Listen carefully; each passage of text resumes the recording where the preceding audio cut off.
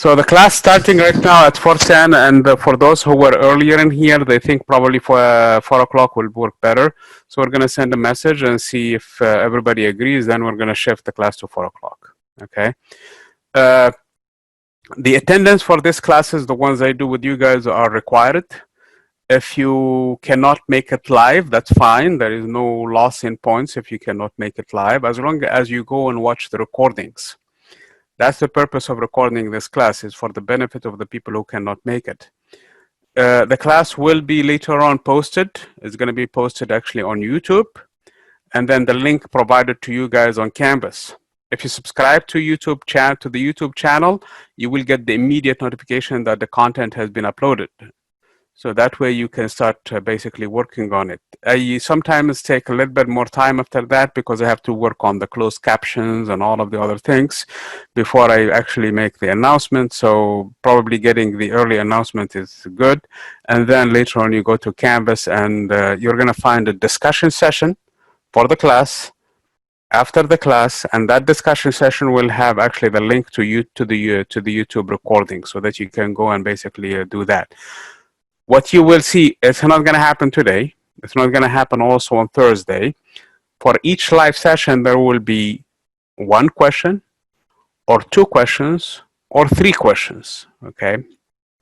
Depending on how it goes on that day, where I would say specifically, this is a question that I need you to follow up later on in the discussion.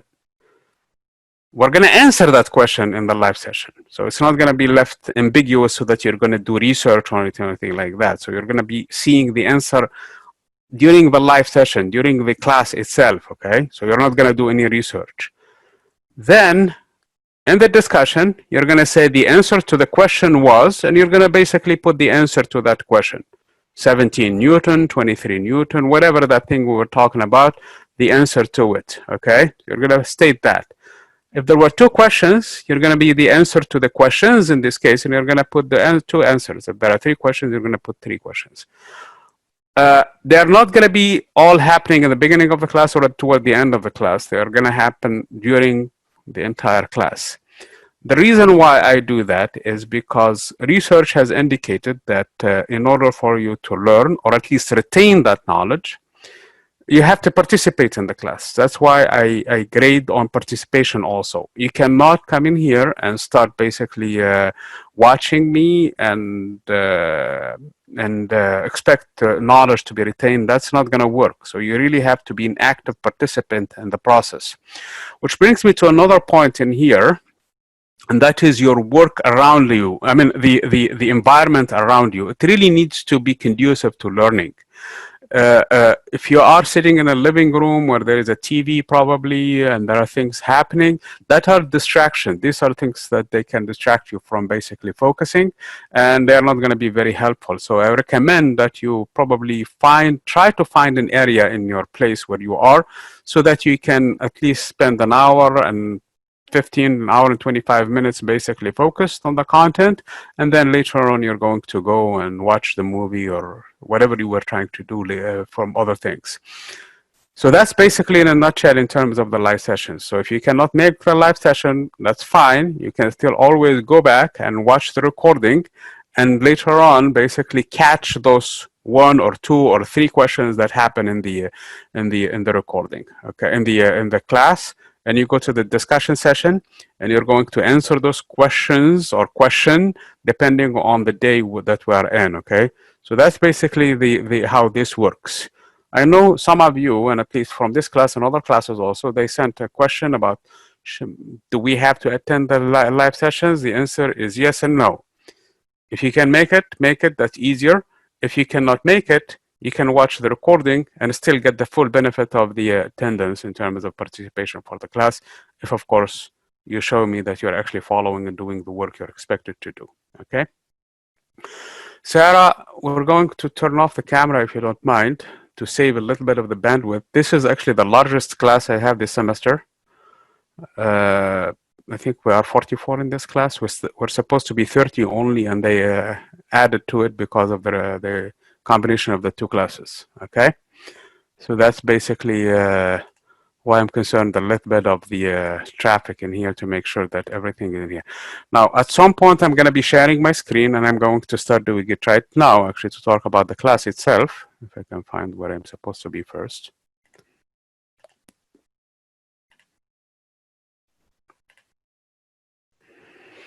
And when I do that, when I am in basically sharing my screen, I will not be able to see you guys. I will not see, I mean, I will just see some of you on the top, but I will not see everybody. So if there is something that needs to be repeated or not clear or discussed or something like that, and I probably will not be able to also see the chat too. So you might actually turn on the microphone at that point and raise a question or ask or at least intervene at that point. Okay, so that's something that we need to be aware of.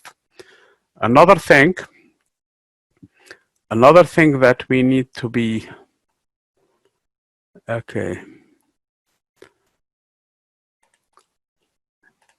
Another thing that we need to be keen into is there is a bar underneath in terms of, I'm explaining this assuming some of you probably have already had Zoom sessions to begin with, but I'm not basically, there are people probably who are not familiar with. There is a bar underneath where you can actually turn on the participants, you can click on it, and you will see who is in the class in here. And at that point, if I am in this mode, you can actually raise your hand or ask question or do something in there and react to it. And in addition to the chat session in the bottom, or turn on the microphone and start asking questions or something. If we are doing this in classroom, you will see that I will not let the classroom go without basically asking each and every one of you questions, and everybody will participate and work together. And whether we work in individual basis, basically all of us, the entire group, or we break into small groups and start working, which this might happen also still in here.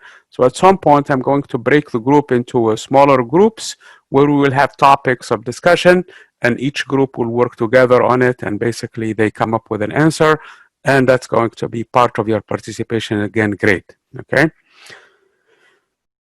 Does this sound right? Yes? Maybe? Okay. At least I have one person who agrees. Very good. More now. So let's get into the course itself, because I think most of you probably have seen. Let me say something in here, since you probably you have heard from me enough. For those who received an email way back, I think about a week ago, that was to introduce myself and the fact that I have taught these classes before in the past. So physics is not new to me, so I know it, and I also was trained in it. And so you know a little bit about that. And I also sent an email on Sunday too, basically trying to show you where to go, if in case you have problems, what to do, and so on and so forth. And also the materials for this class and what are needed.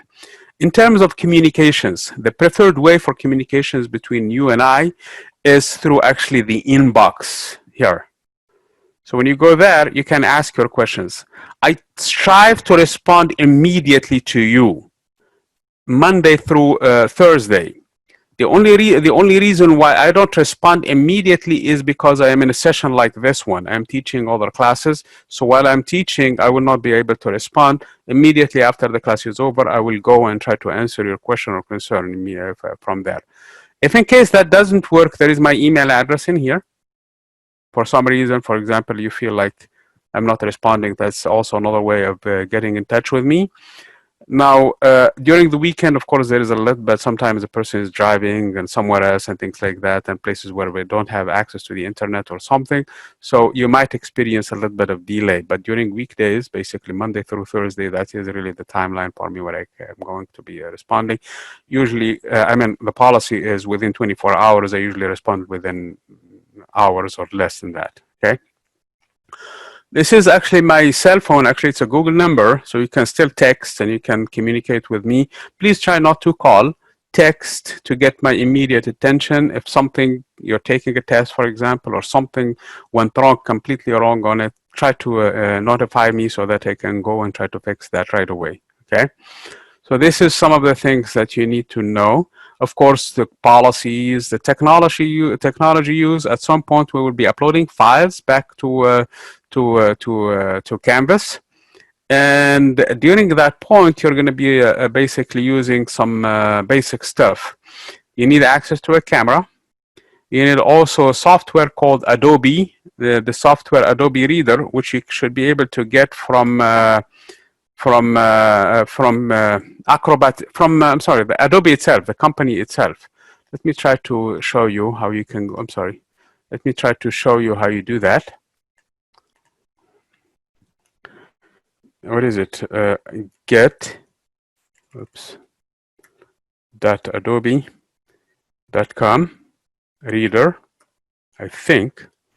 That's the link for it. When you go there, you have this whole thing in there that you're going to be able to try probably, and this was a word that was used by one of my other students somewhere else. You really don't need probably some of the other things, okay? Because you're trying to get Adobe, which is here.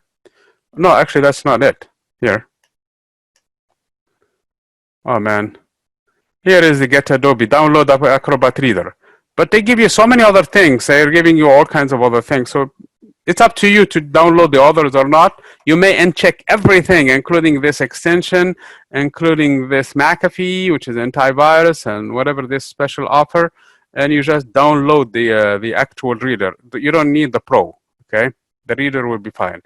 So you will need the reader for some of the tasks that we're going to be doing in class. So you might want to get that, and you will actually need it.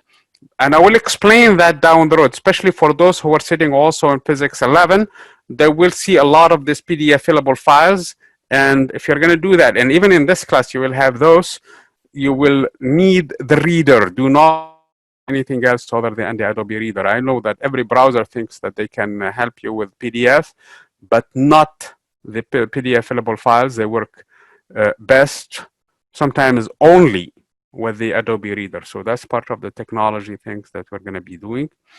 The final here is on Thursday, December 10th.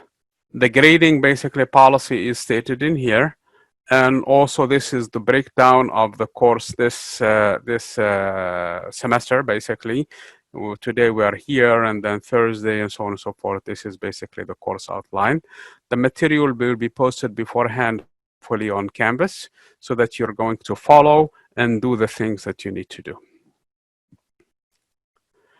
This is basically the objective from this course. This is what we want to achieve from this course.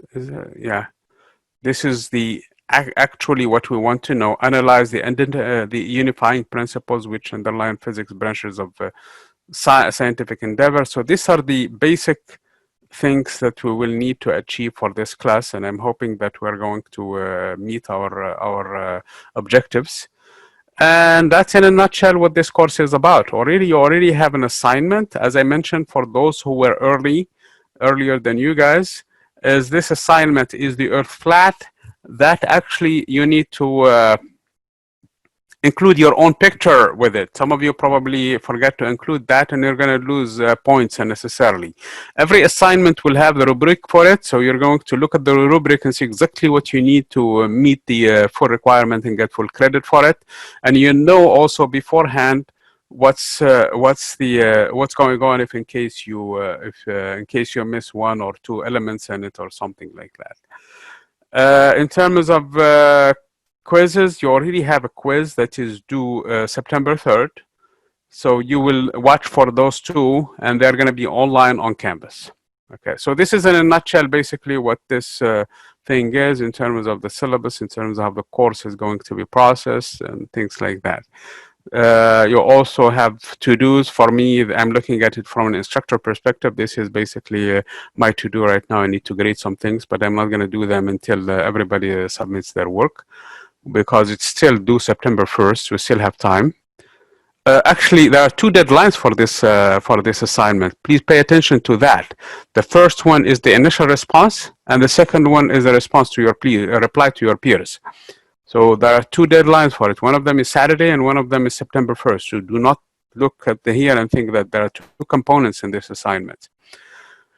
What you do on a daily basis really is coming to models in here and see what's going on, what you need to do basically, and that's where the quizzes are. That's where everything is. The only thing that is not there probably is the Confer Zoom. The Confer Zoom will be by itself, and that is where these sessions are going to be held if you're going to choose to come live to it. Any questions? Shall we start? No? So I think we're good then. Thank you. Thanks. Let me get into sharing my PowerPoint, which you already should have on your, and I don't see it in here. Show more windows. Yep, that's the one. So I need the feedback that you're looking at the same thing I'm looking at, which is the slides that you guys should have also. Yes? Okay, I'm getting some chat sessions. Yeah, okay, very good. All I need is just one to confirm, because if one, it works for one, it works for everybody. That means that everybody also has it too. Very good, thank you. So this chapter is about science, basically, what science is and scientific method. You need to know one thing very, very important, and that is the scientific method was started by physicists, okay? The first person to start the scientific method is Alhazen, and he started it actually way back in the Middle Ages. And he formulated it, I should say. He put it together, and this is basically what we need to do to test and so on and so forth. And he was playing with light and trying to see if light is going through a straight path and doing stuff with optics. That's his approach to it. One of the ideas that he was trying to argue is that light cannot be basically with infinite speed, but he was trying to measure it. And he argued that it must be traveling super fast, but there was no way for him to measure it.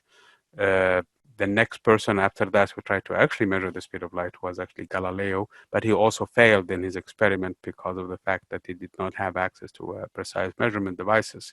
And then we're going to talk about this one down the road. That was Romer actually who first measured the speed of light. Anyway, this is what we'll be covering in this class, in this chapter, I should say.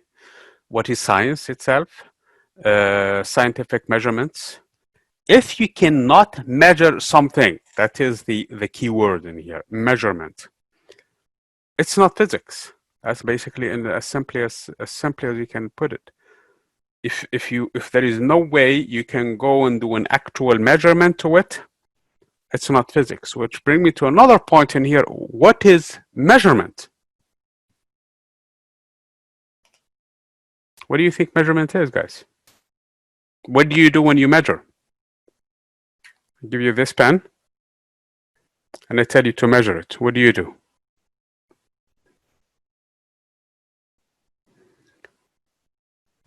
Count the units. Calculate the size. But before we calculate and count anything, what do we need to measure this? There is something we need in here. We need a tool, don't we? A ruler and okay. So we bring a ruler in here. Oops, my face now started to disappear because of this ruler. It's in front of the camera. So I bring a ruler. What do I do? I have a ruler and I have a pen. Now what should I do? Start from zero. So start what? The pen from zero and compare the two. You guys see that? Compare how many units. You're right. That's correct. But I have to do a comparison. Comparison to a ruler. A ruler is what we call a standard. Okay? We agreed on the ruler. Everybody in the world decided, you know what? This is a standard for measuring things. Length. Okay? We call it a meter. So we agree that the meter is the standard with which we're going to measure the length. And if somebody asks me how long is this desk, I'm gonna bring the meter, I'm gonna lay it in here, and see that I need more than 1 meter, more than what layer. So I'm going to mark this point, and I go to the next day and say, this is 1.5 or 1.3 meters. Do you guys understand? So measurement, again, you have to know what these terms are. You have to have an understanding of what these things are. Okay, my screen now is slowing. Okay.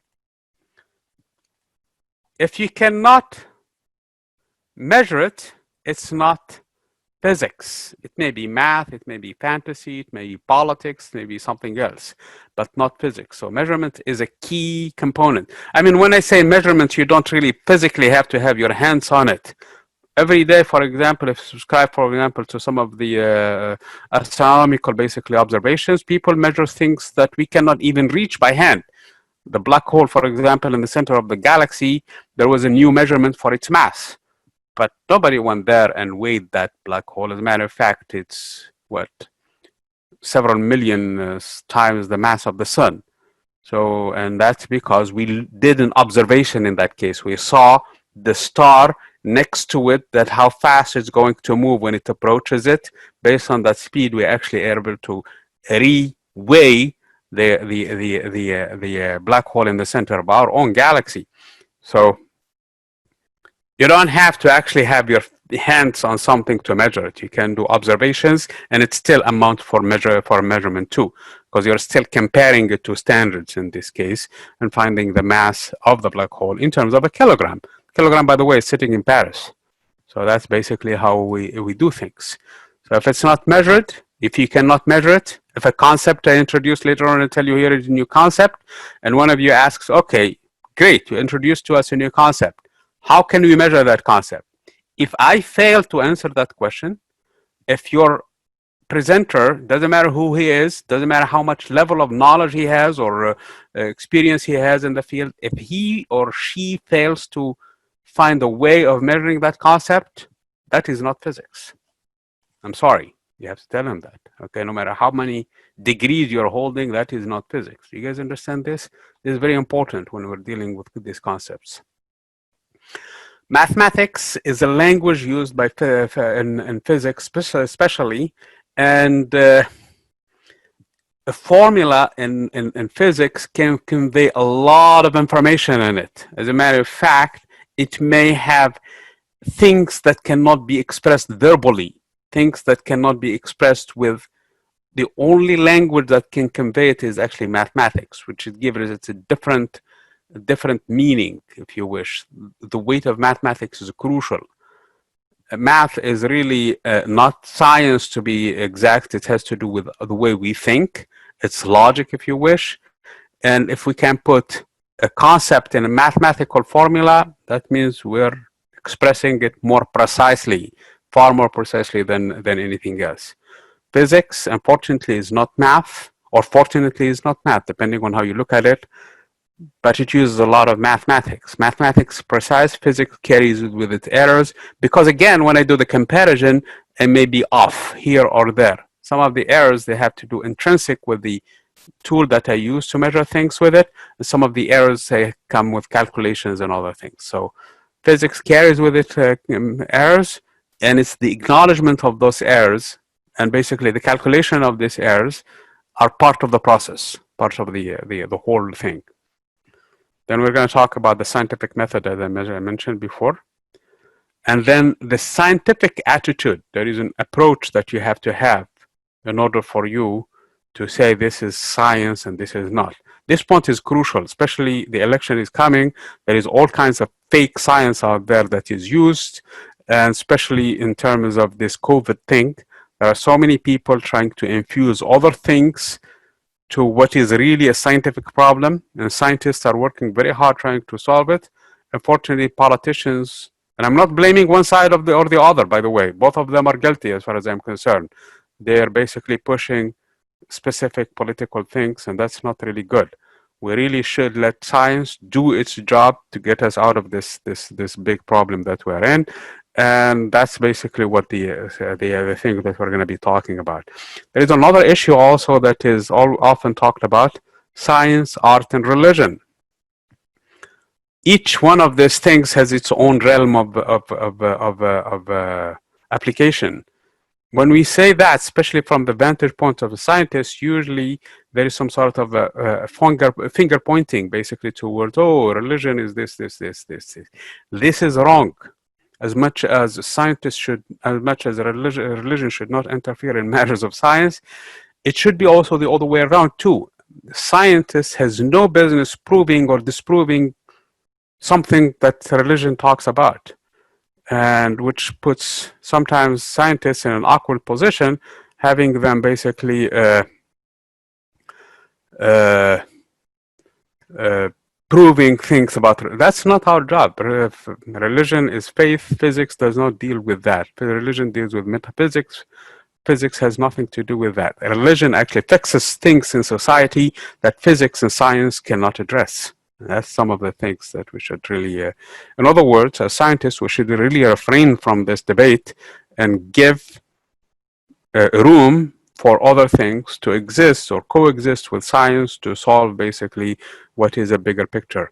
There is in the movie, I don't know if you guys saw it or not, Interstellar, there is a line that caught my attention between one of the major characters in the movie, that girl who was going with that main character to another planet, and she was driven by her internal emotions, internal faith that the other person, one of the astronauts who went and found another planet, basically by love toward him, that's probably his right. And he was saying, no, we're scientists. And she told him, well, there are other things in life that we probably cannot do with science. And this is one of them. Religion is one of them. Okay. And art also. I myself, for example, have I cannot say that I can relate to that too. So I cannot really talk about that either. And then we're going to talk about science and technology. Those things also sometimes they can be intermingled. Science is still pure scientific approach and research and things like that. And technology, application of those things that we discover into real life applications. There was a lot of history behind this and things that happen between, for example, a difference between an engineer and pure scientist. I don't know if we're going to see this or not in this class. For example, when you have an electrical motor, the principle is very easy. All you need is a magnet and a current, okay? So if the current starts to go around in a loop, in a loop, then in this case, the magnet starts to spin. That's the principle behind the motor. This is Faraday's law. Well, if it's moving one way and the current changes in the other direction, then in this case, there should be no motion. But engineers solve this problem. So again, engineers, they have ways that sometimes scientists cannot look at. We'll talk about this one down the road, probably the specific example, to see there is a clear limit between the two. So we have to have that understanding. And then we're going to talk about the fact that physics is a basic science, and it's really it's the most fundamental science, like I said, more than anything else. Chemistry uses a lot of the principles that are found in physics to do its job. Same thing with biologists. They use a lot of physics and chemistry actually also to do their job. Geologists, they do the same thing. They borrow a lot from physics and sometimes chemistry also to do their job. And technology also, engineers, for example, in the applied fields, stuff and basically have things working for them.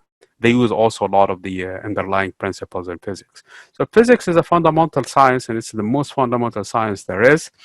It relies on one of the strongest foundation that the human knowledge has attained, namely mathematics, then comes physics, then everything else branches out of that.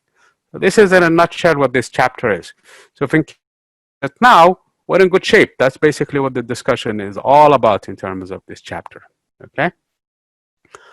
So again, science is a body of knowledge. Those are some definitions that you're gonna see, at least you need to pay attention to when you're taking your quiz, okay? And it's an ongoing human activity, so things evolve. We discover a new science.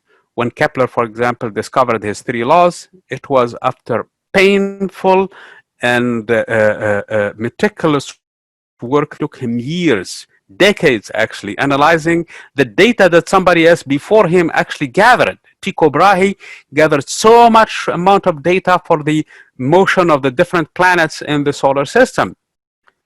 Then he came in and he meticulously tried to understand and connect this point with that point, and it took him decades, and he came up with 3 laws that govern the motion of the different planets in the solar system. When Mr. Newton, during a pandemic like the one that we're going in right now, it was actually the plague in London, he was sent home. Somebody gave him the work of Kepler and said, here is the work of Kepler, can you explain it? He took his laws of physics that he developed and he explained basically the laws of Mr. Kepler, and he built on them and he added a new knowledge to them. So you see how the process is working? There is a sequence. Even Mr. Tycho Brahe was not the first one. Copernicus was before him. Before Copernicus, there was actually Ptolemy, and other people actually built a lot of steps in here. So it's not the starting point is Kepler. Actually, there are people before him, and it's not the ending point is Kepler. There are people after him. When Newton built his theory, there were a lot of discoveries that were used later on. We were able to find Neptune using the mechanics of Mr. Newton. Without Mr. Newton's theory, we would not have discovered Neptune. You see how there's things in there that were useful for us. And then somebody saw a flaw in the work of Newton, especially with the motion of Mercury. That Mercury is not correct, its motion. So Mr. Einstein came in and built on the work of everybody and explained how Mercury works, how it moves around the sun, and explained everything else. So that's how knowledge is built. That's how relativity actually came into the picture. Quantum mechanics also came for other reasons too. There was a problems actually with the way we were looking at the behavior of electrons and protons and things like that. And Mr. Newton's mechanics did not work for us, the knowledge that we built up to that point. So a new physics came in, and that is quantum mechanics. Today, we're actually on the verge of a new physics also that we're working on, trying to come up with to first of all merge these two contradicting ideas and explain everything else, and hopefully go way inside the nucleus and go explain the whole universe. So that's really what the whole thing is. I said before we started, physics deals with at least we're going to come into the physics specifically, the study of motion, but all of this is basically coming into that big picture. Hopefully I gave you enough overview for this to see that this is really built on itself, and we can never say, okay, we're satisfied, we know it all. The minute we say that, that's when we're in trouble. We're always building on new knowledge. So its beginning probably is not recorded in time, so we can go as far as we can go from the cavemen who were putting drawings in there and putting tools in there and trying to understand what magnets are and lightning is, all the way to modern day humans who are trying to understand, for example, like I said, the paper that came a few days ago, measuring more precisely the mass of the black hole that sits in the center of our own galaxy and keeps the entire galaxy together. Okay. So again, measurements are hallmark of a good science. This is what Lord Kelvin said. Kelvin, will talk about him later on. We'll talk about temperature and things like that and thermodynamics. I often say that when you can measure something and express it in numbers, you know something about it. So if you cannot append a number to it, you really have a vague knowledge about it. That's what he's saying. When you cannot measure it, when you cannot express it in numbers, your knowledge is of a meager and unsatisfactory kind. Yes, you can say, and that's what probably you could do, is trying to compare two objects, for example, moving. Oh, this car is moving fast, but this one is moving faster. And this one is moving faster than the second one.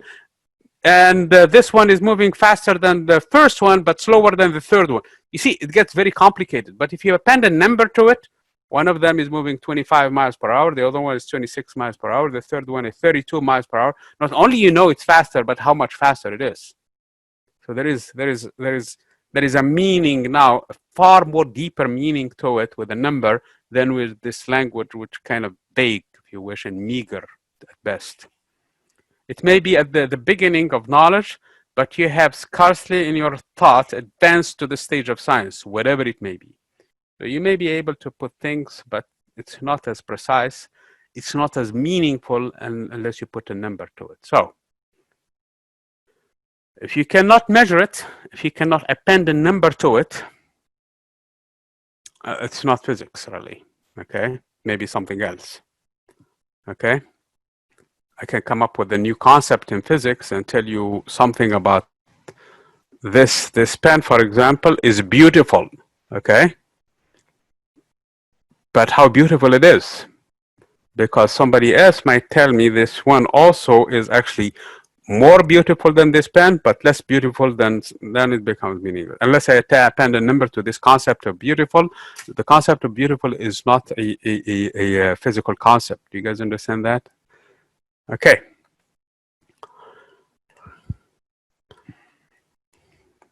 Scientific measurement, again, relate to how much you know about something. For example, in here, we're trying to measure the size of the sun, okay? How big the sun is. Does anybody know? The diameter of the sun.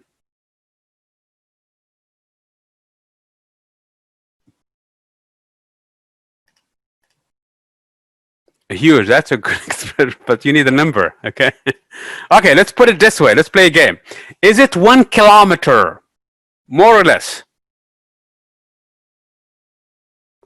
Okay, more, definitely more. 1 astronomical unit is not correct because astronomical unit is the distance from the Earth to the Sun. If it is 1 astronomical unit, we will be burned by now, okay? So it's less than 1 astronomical unit, but more definitely than 1 kilometer. Kilometer is from here to less than from here to Riverside, okay? So it's very small. So we know it's bigger. Is it more than 10 kilometers? Definitely more than 10 kilometers. As a matter of fact, it's more than 10,000 kilometers, the size of the Earth. We know the sun is bigger than the size of the Earth. So if it is 10 times bigger than the Earth, it should be about 100,000. But we know it's more than 100,000. As a matter of fact, Jupiter is about 100,000. It's 140,000 in diameter, okay? But the sun is bigger than that. It's about 10 times bigger actually than Jupiter. So in this case, it's about 1.4 million kilometers. That's how big the sun is in terms of diameter. So you want to measure that, okay? What you do in this case, you do this experiment. Pinhole, and then find the projection. You can measure this distance, the h, the height from the shadow where it's coming, and you can measure the diameter of the projection of the sun. You can measure these two.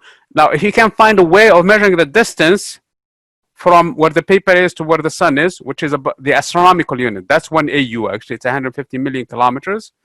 If you can do that, then hey, you can find using trig, and here in this case, using the mass of the, using the diameter of the sun. This is similar to the earlier example that I gave, using geometry in this case, but in the other one using Newton's laws and Kepler's laws, trying to find the mass of the black hole. This is using that geometry in this case, and what we know from previous knowledge to find the diameter of the sun. It turns out to be about 1.4 million, about 700,000 kilometers in radius, which puts it at 1.4 million kilometers in diameter. So it's a big star. It's an average star, let's put it this way, but you can do that. You don't have to go to the sun and risk getting burned for it. So you can still do measurements in here.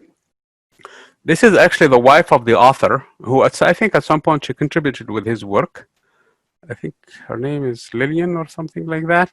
She is the one who, she's doing actually some measurements in here involving the one that we were talking about earlier. Fun while doing measurements. One of the early measurements that was done is by Eratosthenes, and that is the diameter of the Earth.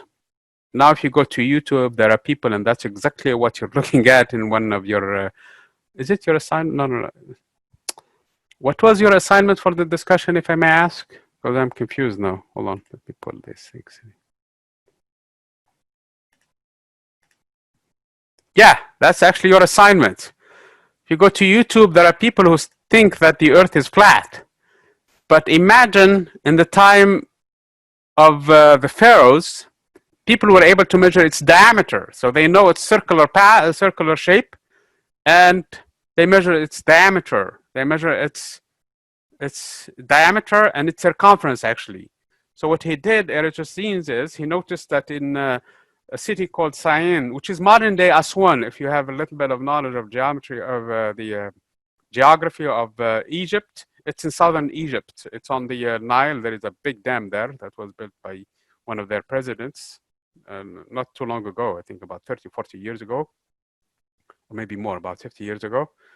From there, he noticed that at some time in the year, there is no shadow on that city. And actually, if you look at the well, the rays of the sun can go straight down to the bottom of the well, a narrow well, indicating that that point in there is no shadow. On the same day, if you are in Alexandria, which is still called Alexandria at that time, so you will see, if you put a stick on the ground, you will find how much shadow there is, and that is 7.1 degree angle.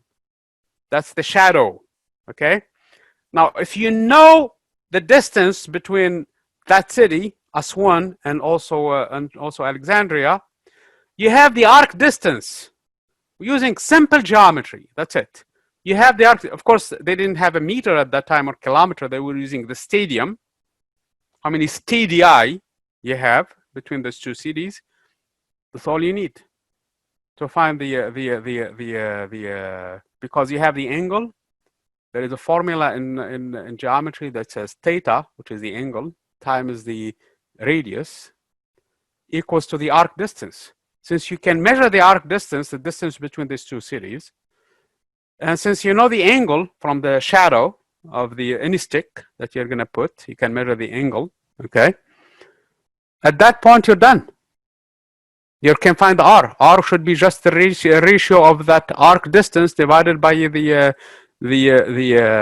angle. The only caveat in here, and you have to be very careful with that, is that angle has to be expressed in radians. Okay, that's it. That's all you need. 7.1 degrees is some very small minute angle in radians, and you divide by the distance, and you will find. And they found it very, very close from the modern day measurements. So we knew about the distance, the shape of the Earth. So those people who are on YouTube and everywhere else that you're finding and claiming the Earth is flat, here is this guy who lived thousands of years ago, was able to measure diameter, I mean, without much fanfare. Basically, he gave us very good measurement for it, okay? Just by traveling between these two cities in Egypt.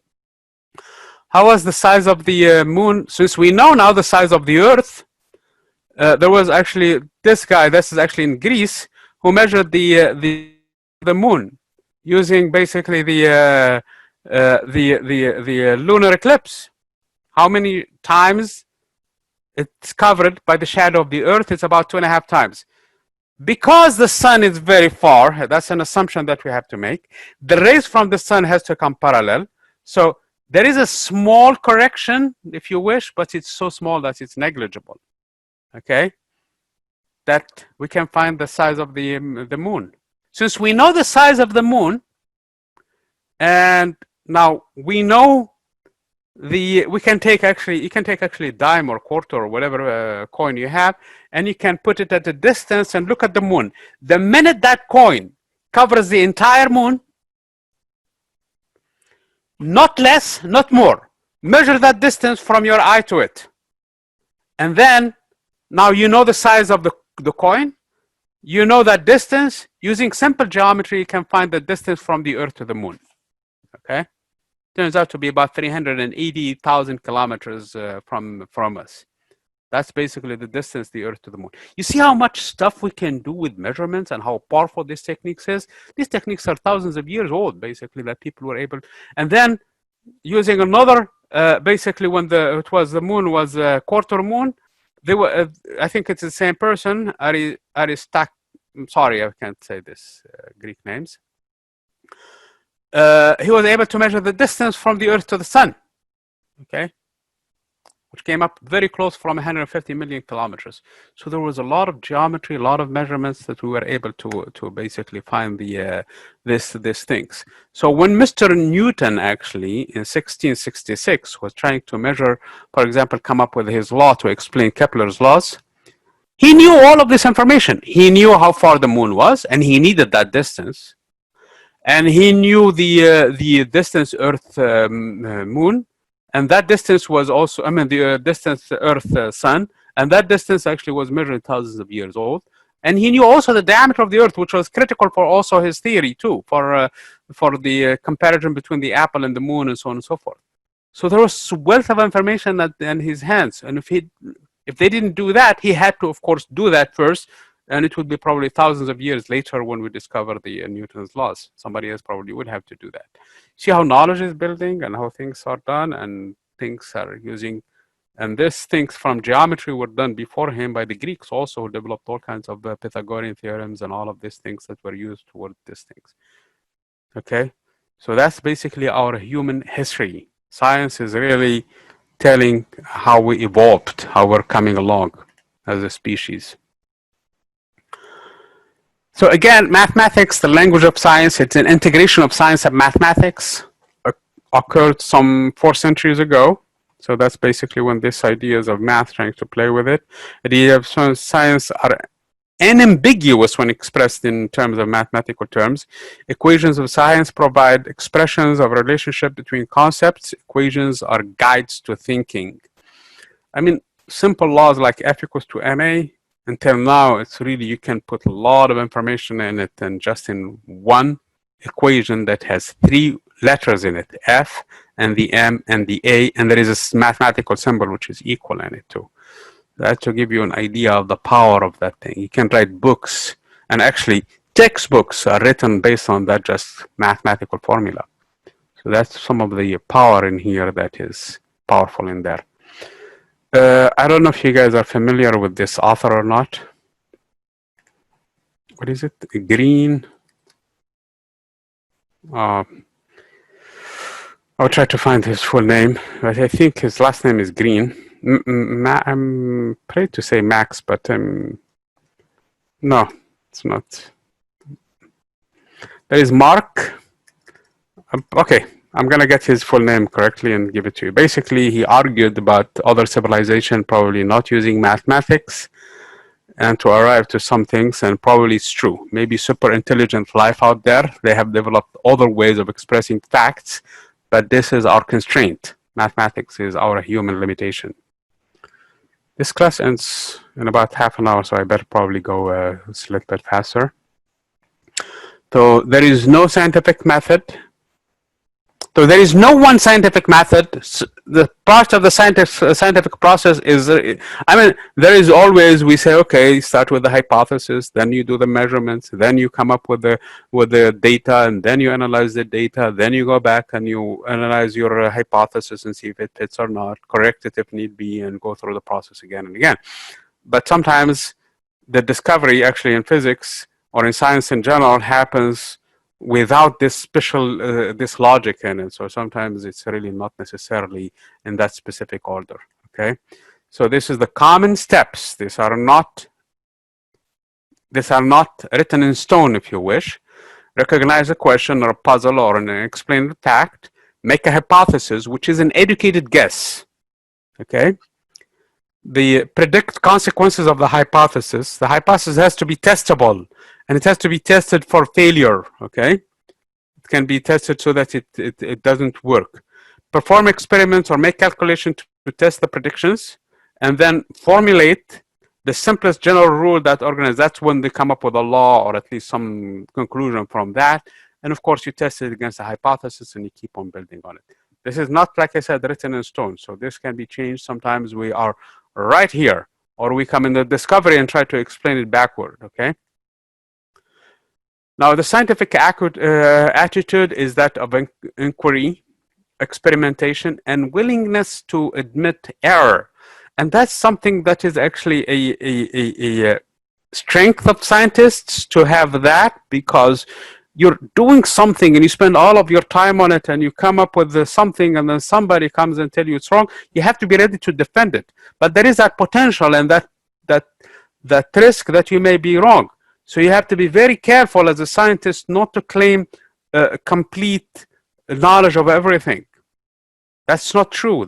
You cannot come in the dark and say, I know everything about it. There is no way. when Dr. Fauci was talking about in the beginning about this corona, and he was trying to be very careful, trying to be very scientific, some other people held it against him and saying that he was not the scientist. He cannot. He doesn't know the facts. He was trying to be scientists, and that's what scientists are.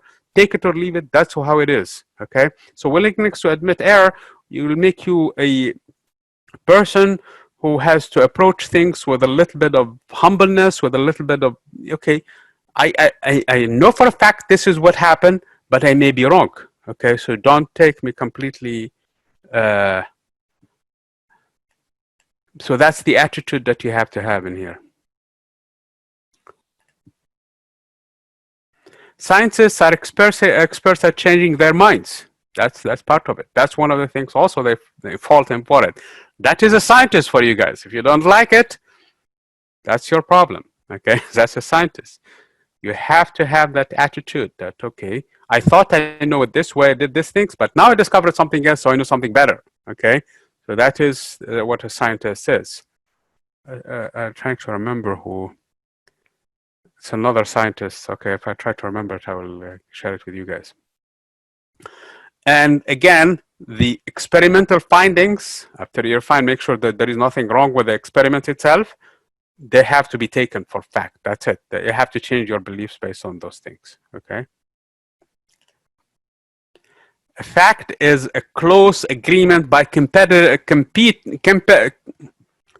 competent, or what is it? People who have knowledge in this observers. So basically experts. That's what a fact is.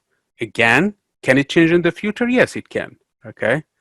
So that's the thing with this thing. So we can change this thing. So that our understanding with it, if we're expert in the field and we think that we're wrong on this, okay, we can change it and we have a new understanding for it. The hypothesis is, again, is an educated guess, okay? It interprets facts. Facts are experiments. For example, if I let go of this object, it's going to fall according to the law of gravity, okay? That's a fact. I can repeat this experiment time and time again. Then I come up with a theory that explains not just this one, but actually if I put it on an incline, if I put it in different experiments, the theory of gravity explains not just this experiment, but other experiments too.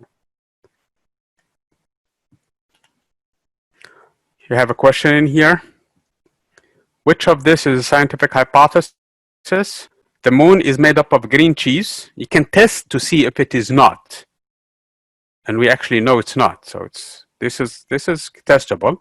Atomic nuclei are the smallest particles in nature. Can we test it for failure? Yes. If we can find smaller than that, we know it's not true. So this is actually true. A magnet will pick up copper. Take a magnet. If it does not, then this can be a hypothesis too. It can be tested. Cosmic rays cannot penetrate the thickness of your book. Cosmic rays, again, try to see them. You have an incoming rays, measure them from before and after. Do they penetrate? Yes or no? You can always test this hypothesis for failure. So all of these are correct. Which is not in here in this case is scientific hypothesis. Protons can carry an electric charge. Can you test that?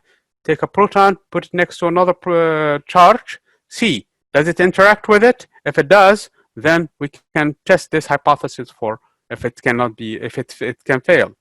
Undetectable particles are some of nature's secrets. Charged particles bend when in a magnetic field. Again, random charge in a magnetic field, see it does bend or not. Of course, you can test that one. Undetectable particles, what are they? So this is kind of vague statement. This is not a scientific hypothesis. You cannot test it, okay?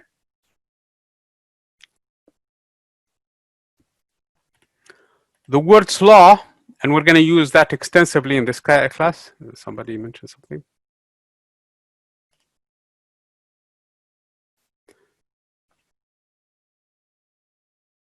No, it is a hypothesis. The question that Kyle is asking about the moon is made up of cheese.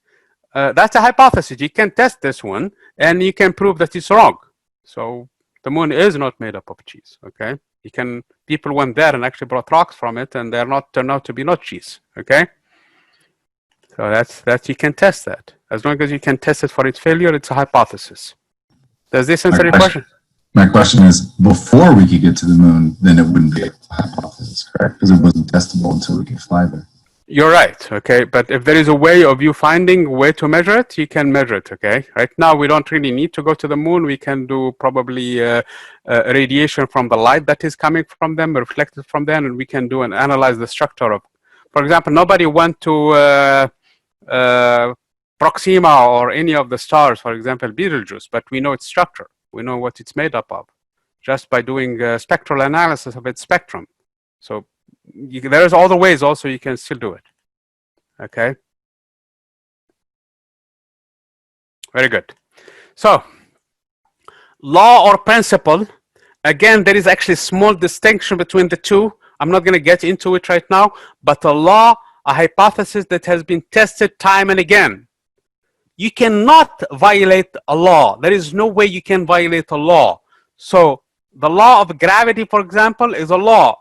F equals to ma is a law. It can never be violated under any circumstance whatsoever. So if a police officer asks you that you violated the law, tell him that this is an oxymoron. You cannot violate the law.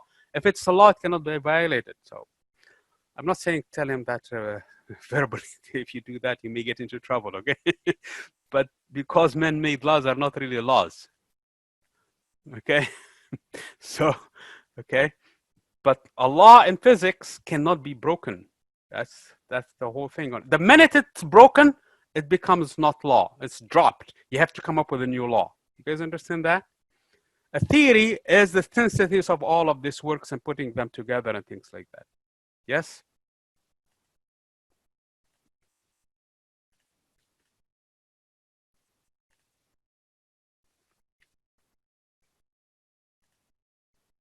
Very good. So which of these changes over time with further study? Oh, facts, yes. Theories, yes. So both of the above, okay?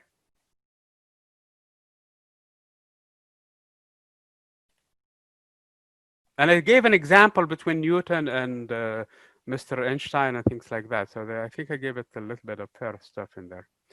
A person who says that's only a theory, and this is something you hear it a lot, when you tell them, okay, the theory of the Big Bang Theory, for example, they say, oh, this is just a theory. I mean, we don't know for sure if it happened. No, there is a big thing in here, okay?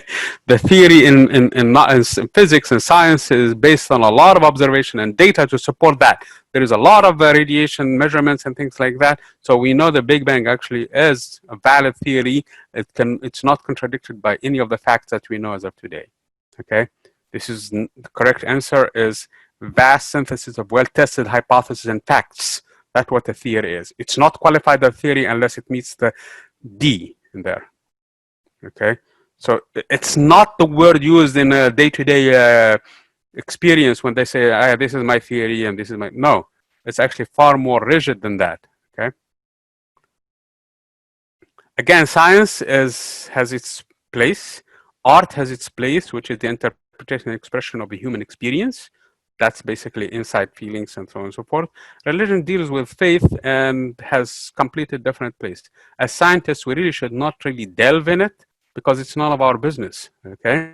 Of course, our own feelings about things, but that's our own personal things, okay? We should not bring that into the scientific process. And the same thing, a religious person may have some views on science. He should refrain from expressing them because science has nothing to do with his things. It should really be clear that they're all working together toward the basically society because each one of them has its niche.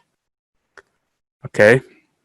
Similarities, knowledge between science and art. Knowledge of what is possible in human experience, knowledge of both views and our views and decisions about the world. That's basically what it is. One of you uses methods, the other one has its own methods. Similarities between religion and science both deal with unanswered questions. One of them has its own approach and thinking and fundamental principles that it relies on. This is the principles as religion, for example, that we use. If you agree to them, follow us. If you don't agree to us, then you don't have to go with us. Same thing with physics and science. Well, this is the process with which we work. If you agree on these principles, this is how we're trying to answer these questions. Okay? Obviously, at some point, there are places that cannot, for example, I gave the example of Kepler's laws. At that point, this is a physics problem. It cannot be answered by a religious person who comes in and say, the reason why the planets are moving in such and such direction is because there are angels pushing them and pulling them on the other side. Well, that's not how physics works. That's not how, that's a scientific process. Because when Halley's Comet came in, Kepler's laws were not enough to explain those, and a person using the theory of angels cannot explain when Halley's Comet will come. But people went to the theory that Mr. Newton developed and predicted in 76 years from today, Halley's Comet is going to come again. And sure enough, within a few days, Halley's Comet sure came back. So science in this case came up with observation that Mr. Kepler came in. Somebody can use the theory of angels or whatever that he wishes to do to explain Kepler's observations. Somebody chooses scientific approach, which is Newton, to explain that same observations. But somebody was successful in making predictions using those observations. Somebody else cannot. So that's because this is his realm. That's not the realm of the other person. So we have to really be respectful of each other's roles in these things. Okay. Again, this is an analogy exactly to the point that I was saying. You have a pilot and you have a priest. Which one should do which? So they should really play their roles. Okay. Priest might have a view, and society may have decided on that view that marriage has this format, and that's the format that society wants. Scientist has no way, for example, of determining compatibility or how the children need to come out of this marriage. That's none of his business. Okay. Okay, science is concerned with gathering and organizing knowledge. Technology is, again, the use of that scientific knowledge for practical purposes. This is science and technology. Okay, physical science in general includes geology, astronomy, chemistry, and physics. That's the physical sciences. I'm teaching physical science this semester, and I'm teaching all of these 4 components actually in that class. And life sciences, those are biology, zoology, and botany. That's what Matt Damon actually is a botanist, I think, in the movie. But he was able to connect to other things in physics and start to using, and he was at the end used the 3rd law of Newton to make it safely to his rescuers when he punctured his suit, and then basically used to maneuver that to get to his rescuers, basically. I don't know if you remember, if some of you saw the movie, that part of it. Physics underlies all of the sciences because it's used in all of that. And I think I made this point in the beginning. Okay. Any questions so far?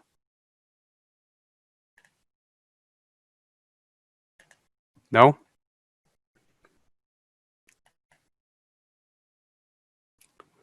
Although physics may be the most difficult subject, and some people may take, what is true about it? It's the simplest. Okay, it's the simplest of them all. In terms of, I mean, look, let me give you an example for this last point, okay? You take a gorilla. Is a gorilla a subject of physics or biology? Somebody thinks it's biology. Okay, good, Jeffrey. Anybody else? Second, Jeffrey? Okay. But here is my experiment. I didn't finish my statement, okay? I didn't finish my statement. You have to hold on. You take a gorilla and you go to the 5th floor. Please do not do it, okay? Do not do this experiment. And let go of the gorilla. Can you predict how long for the gorilla to fall? Using biology or using physics in this case? Physics. So it's a physical subject.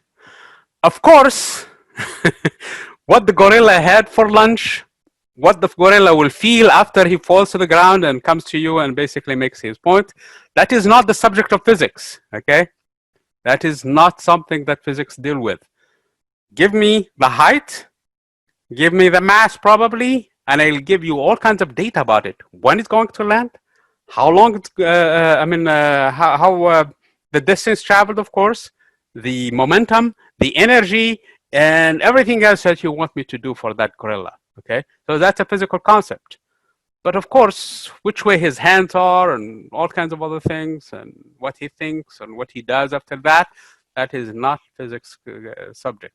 In other words, the biology actually is far more complicated in this case because it deals with all the things and how this gorilla was basically evolved and maybe his parents and the genetic structure for that gorilla and the diet for that gorilla and other things that are related to that gorilla.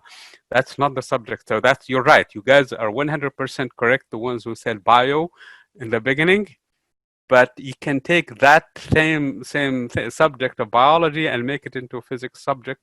And it's very, very simple actually in terms of physics, because it's very simple equations that we deal with. In terms of biology, they have actually, the problem is far more complicated and it's not as easy to answer. As a matter of fact, another thing they talk to you in the book in here is the amount of words and terminology used in biology and chemistry is huge. And in physics, it deals with simpler things. I mean, we tend to think and we usually claim, or at least some physicists claim, that they are smarter than a lot of other people. But the fact of the matter is they are not. Actually, they are actually the laziest group of people who deal with the least number of stuff and work with the least things, compared to that to biologists and chemists and lawyers and things like that who deal with the human element, and they have all kinds of far more complicated things, I think, to deal with. That's at least my take on the story. Okay, so we started the class. This is chapter 1. When we meet on Thursday, we will do chapter 2. And also, don't forget you have a quiz. So please take that quiz, review the materials, and take the quiz. And I think the grade is not the highest grade, it's the average grade. That means you really have to do full review before you take the grade, before you take the quiz. Now, yes, they are timed. The question was, are the quizzes timed? Yes, they are timed. Yes, and there is, I think, enough time for you to do the quiz. And make sure you do that. If you have had difficulty with it, or if this is, again, I'm hoping that you guys have no problem with it, but if you discover some issues, please let me know so that we can work these things. I dropped the lowest grade for the quizzes so that you guys know. And but also try to work your quizzes. Now, if you get a very high grade in the quiz, please do not take it again. If you take a low grade in it, that's a good introduction. Usually that's fine. You can take it again, but be mindful of the fact that it takes the average of the grades, at least for this quiz. In the future, I may have to do it differently. It may take the highest grade of the quizzes, of the attempts, I should say. Okay. Please send the questions again if you have any questions, and hopefully I'll see you again on Thursday around, like I said, I'm going to send a survey, 4 o'clock. 3 attempts. The question is how many attempts? 3 attempts for the quiz. That's Jeffrey's question. Okay. Any more questions?